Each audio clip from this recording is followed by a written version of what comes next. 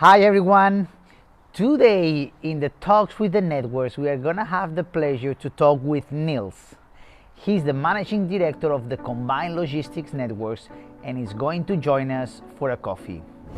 Come, stay, and learn more about Combined Logistics Networks. Hi, I'm Xavi. I'm a freight forwarder based in China. Join me as I share with you my friends in the forwarding industry, stories and experiences of my 10 years of logistics in Europe and China. Hi Nils, how are you doing? Hi, Savi. Very well, thank you. Well, thanks for the opportunity and thanks for having me take part in this. Yeah, I'm good. Thank you. Thank you, Nils, for joining. As you know, we are going to have 6 questions in 6 minutes to learn more about the Combined Logistics Networks. First one, Nils, tell us a little bit where is CLN located and who is behind Combined Logistics Networks?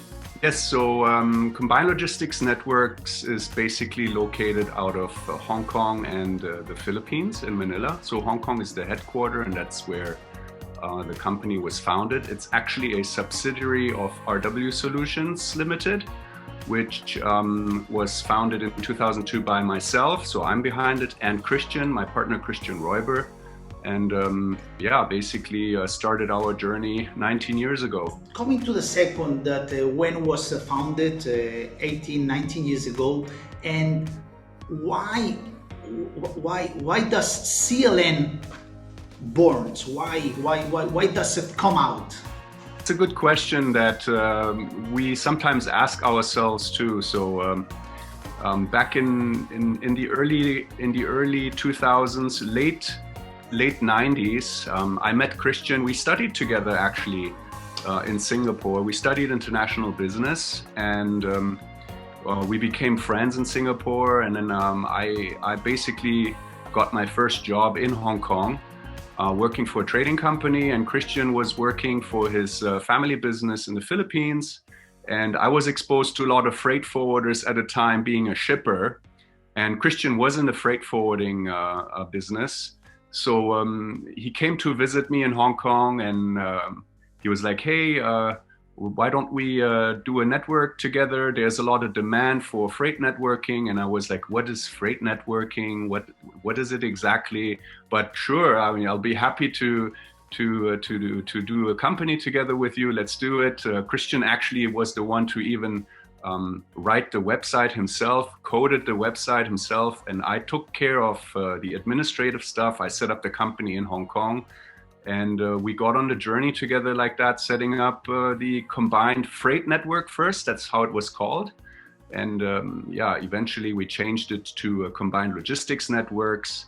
And that's how our journey started. So ever since then, yeah, been growing into different verticals and so on and so forth. Wow, sounds like lovely couple history, right? Back years, meeting each other, right? Tempting, and then you come to marriage. Yeah. You come to yeah. live I mean, I've had this partnership with Christian longer than with my wife. That's nice. That's nice. Nils. You are representing more than 75 countries with more than 320 members. And the question is, why are they joining CLN? What is the magic behind? Yes, that's a good question. There are several reasons, I believe, why freight forwarders would want to join the CLN specifically. We attribute it mostly to our community that we have fostered over the years, and also the approach that we take in our network, whereby we ensure that we have a balanced coverage of members per country. We don't want to have too many agents in one country, so we have a limit on the numbers of agents per country, not only based on the size of the country, but also the economic size of a country. Geographic size of a country is also important, of course. So we try to have a balance there, that there's not too much competition, but we still want to have enough competition so that there's also enough business generated for a network. So for us, that is really the core essence, is the community feel of it, and where basically every agent, every forwarder knows everyone else too, where they can trust one another because of the long relationships that they have gathered together over the years. That's what I attributed most at this stage. Wow, nice. It seems, it sounds as you guys have been growing this community over the 18, 19 years that you have behind. And maybe related to that, Nils, going to the fourth question, if I ask you to describe Combined Logistics Network in one word, in one adjective, in one sentence, what does come out from your mind? I would say it's a proactive community of sincere and genuine decision makers. That would be my core, my core adjectives maybe at this time. Sure. Really, the fact that this community has been together for so long, and that they are very active and very engaged with one another. And the fact that they're decision makers makes it easy to for the group to develop business with each other quicker, I would say. Because at the end of the day, as a freight forwarder, you want to join a network to get more business, right? To expand, to grow your own business. So you wanna be part of a group where you can feel that you will get something in return, right?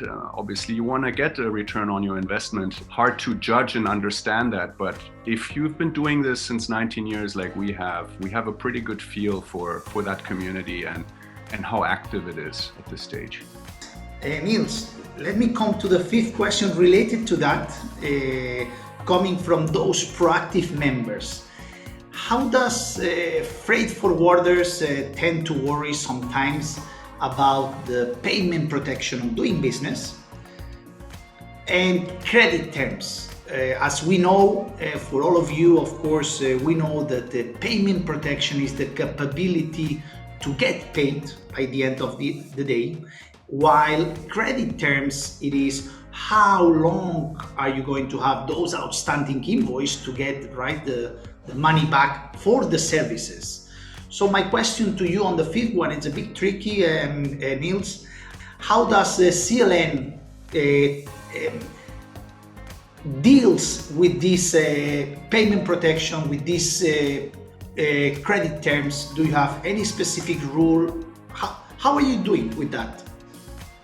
Yes, absolutely. So we have several stages when it comes to payment security and credit that members supposed to give one another or not supposed to give one another. But first, before I start with that, there is a preventive aspect within the community that we do.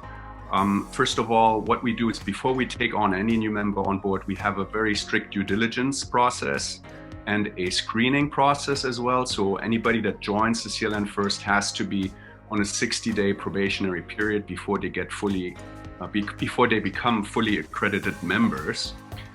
And then we basically move on to the payment security aspect, which is we offer it in staggered ways. That means the longer you are with the CLN, the more payment security you get. The purpose of the payment security is to provide an initial security on your transactions, obviously, so that you can build trust with other forwarders first. So when you join first, the first year you get only $5,000 as a payment protection. But then the longer you stay, so after the second, third, fourth, and fifth year, you get upgraded to 10,000, 15,000, 20,000, and so on. So the payment security grows with your seniority in the network. It makes sense, right? Obviously, you want to get to know your partners, you want to get to know the members. The more loyal they are, the more they get out of it, right? Now, credit terms is something entirely different. It has nothing to do with payment security. Credit terms is something that an agent gives to another partner. Generally speaking, we don't get involved in the agent's business transactions or in the business dealings or in the payment terms even. So if you are dealing with a member and you both agree to, let's say, 60 days, then that's totally fine with us. That's beyond our control. We want you to be happy to work with your partner in your own terms and your own agreed terms, right? We generally recommend our agents to work with a 30-day credit term.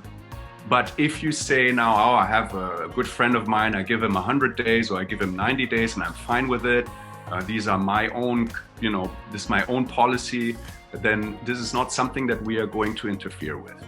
So we try to not get involved in the business transactions of our members. We only get involved if there are problems, if there are issues, and if we can support the network member with their transactions and dealings, right? Right, Nils. Sounds quite unique in the market about this, and it makes sense what you say, of course, while the payment protection grows with your seniority, while you are more time in the market. Thank you, Nils. Let me go for the last one. I think we got a nice view of what is CLN, who is behind, but yeah, Nils, what is coming next? This situation change, of course. This 2020 was crazy for all of us. What are the plans for combined logistics for this year, for next year? What's coming on? Yeah, so with everything that's going on, I think we have seen a huge shift in digitization. Maybe not so much of a shift, but really a speeding up of digitization, which was already in the works, but this whole situation has basically fast forwarded the digitization of our industry, if you can call that. So for us, what we're doing is we're doing virtual conferences as one thing. We have also created a CLN intranet app for our members, where they can have all their network information, their digital agency list on the phone. We also have a mobile-based face-to-face scheduling system now for our virtual conferences. So a lot of our activities are moving digital, but it does not replace face-to-face meetings and meeting people in person. And we see a huge pent-up demand for people to meet with one another. And it's going to happen again as soon as, safe traveling is allowed again. But yeah, going into that, we are continuing to grow our groups into different verticals also, right? I mean, pharmaceutical has been a very big growth area for us in our other networks, and perishables as well has been a very big growth factor. So we see a lot of growth into different verticals, because we don't want CLN to become too big. So for us, a way to grow is to go into specializations. That's our direction. A lot of plans, nice plans, Nils. I want to thank you very much for your time. We've got a nice view of CLN on how it evolved from 18, 19 years ago, from a guy working from the shipper side, Nils, with partner Chris working in the freight forwarder. This vision that you guys saw back on time and building over the years. Combined logistics networks and the other networks on the umbrella.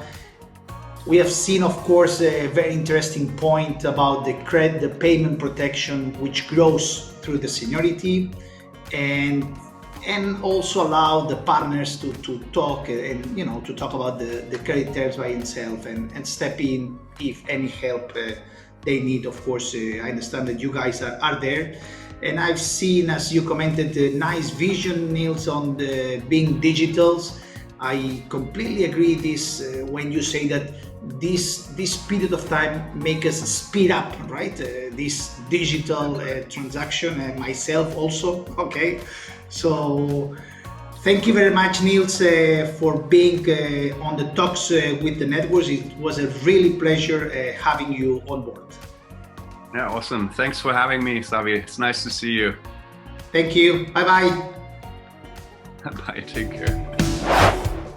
I would like to thank RW Outsourcing for editing and sponsoring this talk with the networks.